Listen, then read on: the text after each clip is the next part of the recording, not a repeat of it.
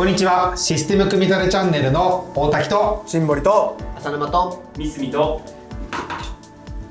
馬です。この4人で、違う、5人だ。4人と1頭で進めていきたいと思います。今日はクライククラスルームということで、日頃皆さん業務設計やシステム開発とかで活躍しているメンバーなんですけど、あえて今日は役を演じてもらおうと思っています。今日の内容はマーケセールスコンテンツをクライクが YouTube とか ebook で作ってるんですけど、そのタスク管理はどうやってるんですかっていう話を新堀先生にお話をしてもらおうと思ってます。なので講師役は新堀先生です。他のメンバー何役かっていうと、馬は馬役でうまいこと言ってもらえればいいと思ってるんですけど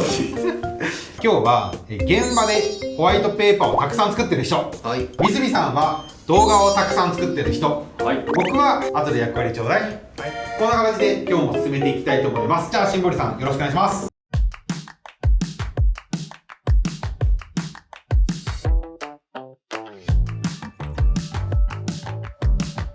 今日はマーケコンテンツを作っていくときにどういうふうにタスク管理してるかとか、社内外とのどうコミュニケーションを取ってるかみたいなところをデモンストレーションをしてもらいたいなと思ってます。クライクってたくさんマーケコンテンツ作ってるけど、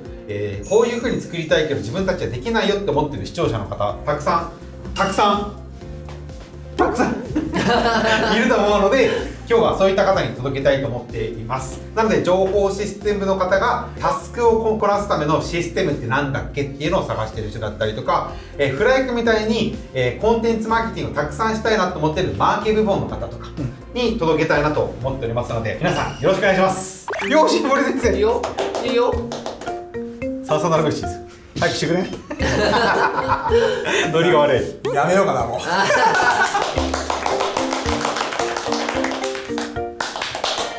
はい、ということで痛い。訓練が必要や。訓練が必要ですね。はい、ということで今日はマーケティングコンテンツ作成っていうところに対してフライクだとこういう風にタスク管理してるよっていうのをお伝えしていこうかなと思います。大滝くんの役割は全体をマネージメントしてる人、めっちゃホワイトペーパー作ってる人、めっちゃ動画作ってるんですと馬ですね。はい、放牧中の馬。放牧中のいきなりですけど、マーケティングコンテンツを作るにあたってタスクってどんなのがあるんですか？僕ですか、はい、マネージャーさん。何を作るかにもよって変わってきますが、ホワイトペーパーだったら腰作り、くじ作りとかも、腰もくじで肉付けしたところ、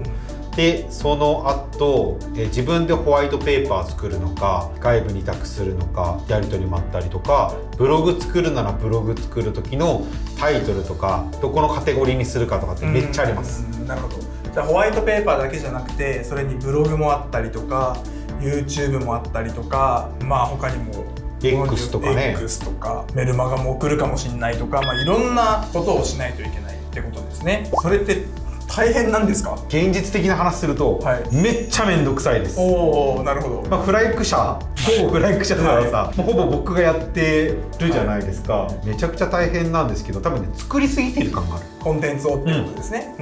なので大変。どうやって回してるんですか？ってはい、広いしっていうことで、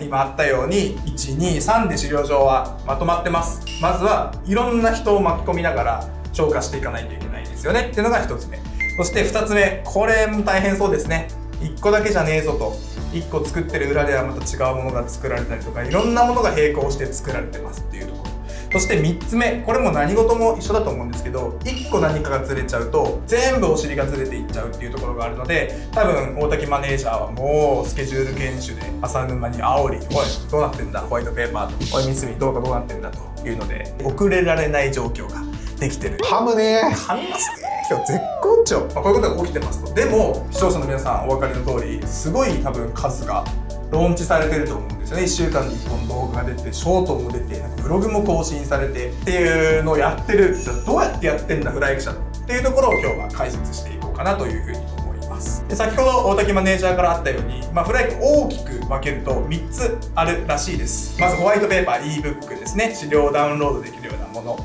そしてこちらですね、 YouTube と、あとはこういったホワイトペーパーとかの内容をもっとブログで分かりやすくブログとかノートみたいなところで大きく3つの制作物があるっていうところらしいです。じゃあこの3つのコンテンツっていうのを作っていくときに、まあもちろん我々のリソースだけではできないところもあったりとか、まあ、動画はねすごくこだわってるので、やっぱりプロがねこうやっていかないといけないみたいなところで、まあ、ボートだ。そうこうやったらボ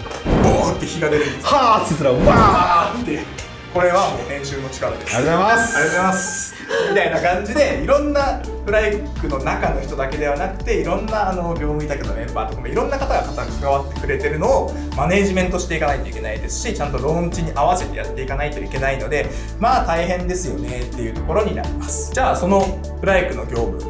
務フローにまとめたものがこちらなんですけど、簡易的な業務フローなんですけど、みんなで見ていきましょうか。まずフライク内部何をしてるかっていうと、大滝マネージャーがコンテンツの内容を検討して、よっしゃこれでいくぞとなったら、これをみんなに伝えたりとか、骨子がないとそれぞれ割り振りできないと思うので、次はホワイトペーパーとかの骨子をクリップで作ってますね。それができたら今度は作成の納期を、ここでいろんな登場人物でいくので、誰々さんこれってこの日までにできますかみたいなところを、今回は外部パートナーの資料作成をしてくれるパートナーさんに納期とかを確認して調整してもらった上で、パートナーさんが作ってきてくれるっていう流れですね。でその後にできたものっていうのがまた返ってくるので、チェックを行って、OK か OK じゃないか、 OK じゃなかったらもちろん修正何回も繰り返していくと思いますけど、 OK になったら今度はそのできたものをちゃんとボックスの方に入れるっていうところ。あとはホワイトペーパーって資料だけではないので、そのサムネイルみたいなところも別途サムネイルの編集パートナーさんが動いてチェックをして納品をしてくれるっていうような動きの流れがまず走ってますね。でその後には、じゃあ資料ができたからよっしゃー、サムネイルができたからよっしゃーではないみたいで、これをダウンロードしてもらうための、LP って呼ばれるページを作らないといけないので、今度はマーケティング担当の方がそのページをダウンロードするためのページを作ったりですとか、そこに埋め込むようなサムネイルみたいなところも外部パートナーさんに依頼をして別途作りますと。でここで終わらないのがフライクですね。本来であればホワイトペーパーダウンロードしてねって分かりやすいと思うんですけど、これを動画にしちゃうという、この動画とホワイトペーパーのセットっていうところがあるので、じゃあこのホワイトペーパー、ブログもセットだよ。ブログもセットだよー。ブログ見てねー。ホワイトペーパーダウンロードしてねー。ということで動画も撮ってますと。このホワイトペーパーブログの内容をもとに動画を撮って、そしたらまたこの編集の方にご依頼をして編集してもらって、またチェックがいろいろ繰り返され、もちろん動画もサムネイルがいるので、サムネイルを作成してくれるパートナーに依頼をして、で納品をしていくという、このすごく口で説明するに疲れましたけど、これを実際にはいろんな人を巻き込みながらやってるっていうのが実際の流れです。大変ですねこれ。でもこれ初め全部ほぼ手動でやってたんですよ。だってセールスフォースもなかったっていうか、マーケコンテンツのタスク管理もなかったし、今からデモしてもらうバックログのところもなかったし、全部クイップでやってたんでしょ。僕どうやってやってました？でもスラックで私なんかやってた記憶がありますね。確かにスラックでやってたわ。全部めっちゃ見づらかった。だって全部だよ、一つのチャンネルの中でやるみたいな感じだから大変。管理っていうより何か生まれたら連絡し合ってみたいな。タスク管理してなかった。できたタイミングでローンチしたもん。毎週金曜日ローンチしようみたいな考えなかったもん。とりあえずできたらローンチしようみたいな感じで動いてましたね。しかも嫌だったのが、感想会になっちゃうけど、動画編集者は今の人じゃない時にはチャットワークでやったりとか、資料作成は同じメンバーに頼んでるけどバックログでやり取りしてないから、スラックのチャンネル作ってたんね。作ってましたね。一つ一つ大変だった。これをちゃんとじゃあ毎週金曜日にやろうとかっていうのが、1週間に1回とかってルールを作っていくとやっぱり回らなくなってきますし、そのお尻までにやらないといけないっていうのが起きてくるので、今回しっかりと管理できるような状況を作ろうねっていうところで作り上げてきたところのご説明が今日になるかなと。楽しみです。そしたら早速もうデモに入っていこうかなというふうに思います。もしフライクに調査してほしい IT ツールや、こういう IT ツール使いたいんだけどどう思うみたいなのがありましたらコメントしてください。まず今見せてるのがセールスフォースの画面なんですけど、我々プロジェクトっていう形で一つ一つのこのテーマに沿ったマーケティングコンテンツの作成っていうところも全部プロジェクト化をして管理をしているので、まずセールスフォース上でプロジェクトの管理っていうのをしてます。もしこれ別途また動画でできたらなと思うんですけど、工数の管理とかこのマーケティングコンテンツを作るのにどのくらいの原価がかかったのかみたいなところも管理してるのが今のこの画面ですね。なのでここをせっかく使ってるので、ここと何かこう組み合わせをすることによってタスクの管理までできないかっていうところから始まったのが最初のきっかけになります。でその中で今日はちょっと動画のところを説明していこうかなというふうに思ってます。まずはセールスフォースにプロジェクトを作ったらバックログにもプロジェクトを作りたい、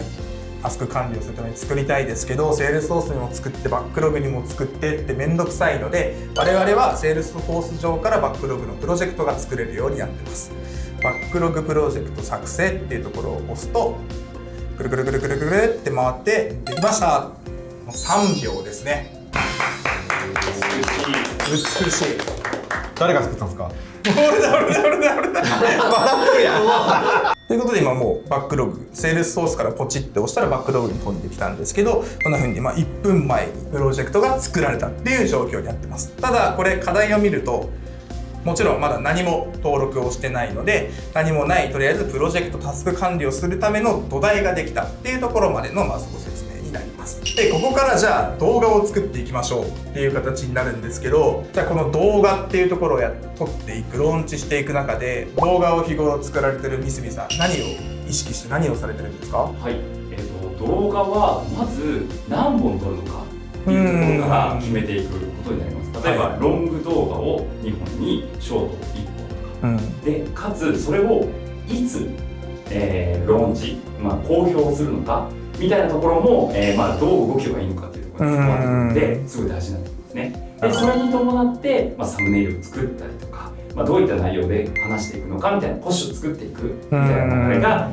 動画ごとに存在しているっていう形になります。大変ですね。それをじゃあこの動画をいつまでに撮るために何をしないといけないのかっていうのは今までは全部頭の中で管理をしてきていろんな人に振ってたみたいな感じなんですか？できてなかったですよね。できてなかった。なるほど。今ほどこんなに大量に動画を同時に撮っていくことってできなかったと思うんですよね。なるほど。そうなんですよ。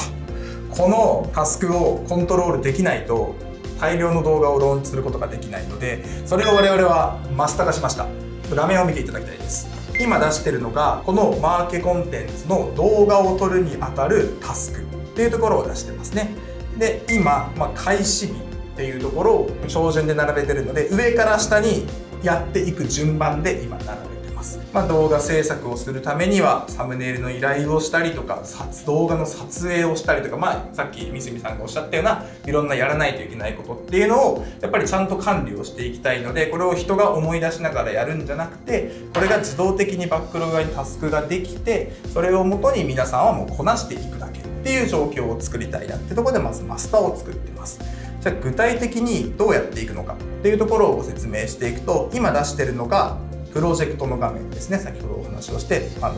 プロジェクトだけバックログに作った状態です。じゃあ具体的に作っていきます。動画を作成する管理をしている泉さんはマーケコンテンツ作成、課題作成っていうところを押すと、いろんな何のマーケコンテンツを作るのかっていうのが出てくるので、今回動画を作っていくので動画にチェックを入れます。すると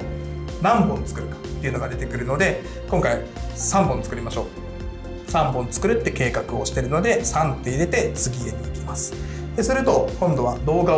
何の動画を作るかっていうのが出てくるので、まずロング1本作りたいのでロング動画を選択してこの動画のタイトルを入れます。ここに入れたタイトルが実際課題に作られる件名の内容になりますね。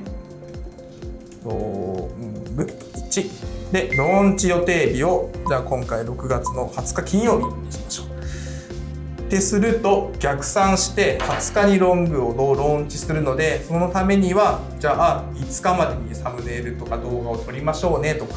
あとはその後編集をやってじゃあ初稿を14日までに出しましょうねみたいな設定されるので、あくまでこれ目安なので、この後にちょっとアレンジ変えていきたい人は変えることができます。すごいすごい。と次同じくショートですね。ショートを選ぶと今度はショート動画に沿ったタスクが出てくるので、同じですね。ショート動画をいつローンチしたいのか21日にしますね。っていう風にすると今度は21日にローンチするためにはショートはこの4つをしないといけないよっていうのが出てきます。質問です。はい。これロングとショートでなんか項目数変わったような気がしたんですけど、はい、それってもう設定されてるんですか？これいい質問ですね。ありがとうございます。いい質問ですね。いい質問です。これはですね、先ほどちょっとお見せしたマスターのところで設定をしてるんですけど、この動画種別っていうところで設定をしてます。なのでロングを入れておけばロングのタスクになりますし、ショートを入れておけばショートのタスクになる。あともどっちもあるときはどっちも入れておけばこれがタスクとして作られるっていうイメージですね。すごい便利ですね。便利だと思います。誰が作ったんですか？ちょっとずつさ元気なくなってきてそう4回目だから今日っていう具合でございますと、せっかくなので3本ショートの2本目も入れましょうかね。ショートにじゃあこれは6月の先21だったので22に2本目を入れましょうかね。それともちろん入れてくるので、素晴らしい。これでもう完了を押すだけです。お、完了できた。完了できましたね。お、なんか現れましたね。なんとセールスソースからバックログにタスクを作るだけではなくて、バックログが出てきたタスクはセールスソースに戻ってきてるので、セールスフォースの方でも何のタスクがあるのかっていうのが見れますし、このプロジェクトに対して今状況で誰がボール持っていつまででどういう優先度なのかっていうところも全部見れるようになってるっていうのは一つ強いところかなと。誰が作ったんですか？HP 減らしていこうと思って。これは減ってますよかなり。うまっ。まさにデータの一元管理。確かにね。そうですね。すべてをここで管理してる。そう。Excel でね、ひな形コピーできるけど、この動画によってはこれをしないとかもあるしね。そうですね。で、進捗のスケジュールを全部手入力するって、一応 Excel で関数作ったらできるけど、めんどくさいってね。めんどくさいですね。確かに。先生見てる業者とかもですよね。多分一社だけこの動画は違う業者に発注するとかなってしまうと、セールスフォース上だとできないですよね。そうですね、できないですね。ということで、できましたと。じゃあバックログの方を見ていきましょう。バックログの方を見ると、今できたのでバーってできてますけど、これをマーケ担当の方はガントチャートで見てるような感じですね。例えば今ロング1っていうところを作った時に20日がローンチになるので、この20日に対してじゃあ5日までに撮影をして編集期間があって、ここからこう動いて最後ローンチまで持っていきましょうねっていうのがもう一目で分かるので、あとはこれに対してこなしていくだけという形ですね。なんか今ちょっと思ったんですけど、ワークフローできたらいいね。いやできてないんだけど今、バックログの中でワークフローができたらいいなと思って、例えば初稿動画が完成したら、例えば沼ちゃんにメンションが自動的にかかるみたいなのがあったら楽だなってちょっと思いました今。確かに今ね手動でやってるんですよね、その後。なんかそれがねめんどくさいとか、なんかむしろサムネイルができてなかったら僕にアラートを出してもらいたいなってすごい思いました今。なるほど。結構忘れちゃうんですよね。そうですね。見ないといけないから。できそうなんですか？できると思います。おお。マジで？ヌーラボさんにちょっと頑張って。あそこあとはせっかくセールスフォース連携してるので、セールスフォース側から確かに何かするのはありだと思います、セールスフォース側にこの情報を返してるっていうことは、初稿動画の1日前になったら沼ちゃんにメンションスラック経由で鳴らすみたいなのだったら気づくよね、メンションされないと気づかないしさ、バックログとかだったらそういうのなんかプラス開発したいですね。そうですね。セールスフォース起点になるともう何でもできると思います。あとちょっと今回デモなので全部私になってますけど、この担当者っていうところもいろんな方が本当は登場をしてくるので、マスター側でしっかりと決めておけばその方に割り当てられるっていう状況も簡単に作れるかなと思っております。素敵。